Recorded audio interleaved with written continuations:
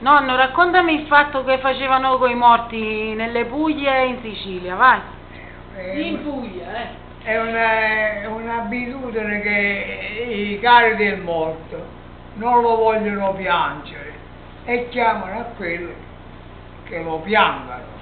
E come si Allora chiamano dici, quelli che lo piangono? I chiannazzari. In Sicilia chiamano i chiannazzari.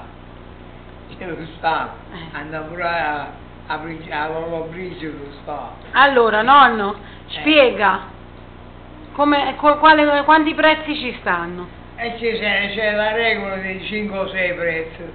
Più lavoro, più prezzo, più alto aumenta il prezzo.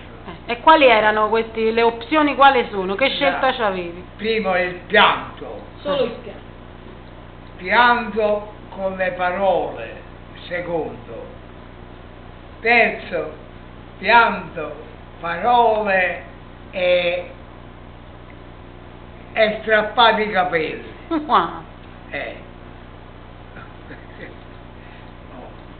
Quarto, strappati i capelli e poi dai io, mannaggia, mi faccio ascoltare la parola. E poi l'altro che I strilli forse, che strillavano. i strillo, con strillo, no? Fanne un esempio di tipo che faceva questo, andava là e che faceva? Come? Quando uno lo pagava, no?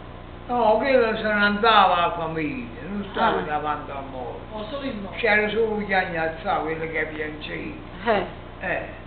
Che in Sicilia chiamano i chiannazzati.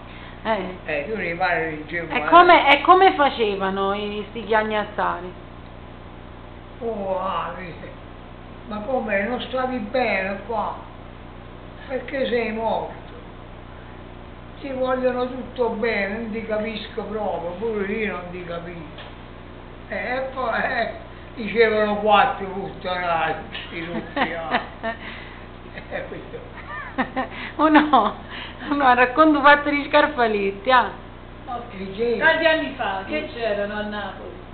A Napoli che c'erano? Gli Scarfaletti, racconto fatto di I Scarfaletti, la gente che non avevano un braccio, chiamavano i giattoni, le giattone, e buttavano si mettevano nel letto, lo coprivano, e che il giatto che era, e capito, un giattone quello che ti guidava, non ti scarpolì. E quando li pagavano? Pagavano poi i prezzi. La lira, Sì, là si camminava a soldo. scendeva il grassone e si metteva la signora. Va bene, grazie nonno per questi racconti, saluta. La prossima volta devi raccontare altre cose più belle.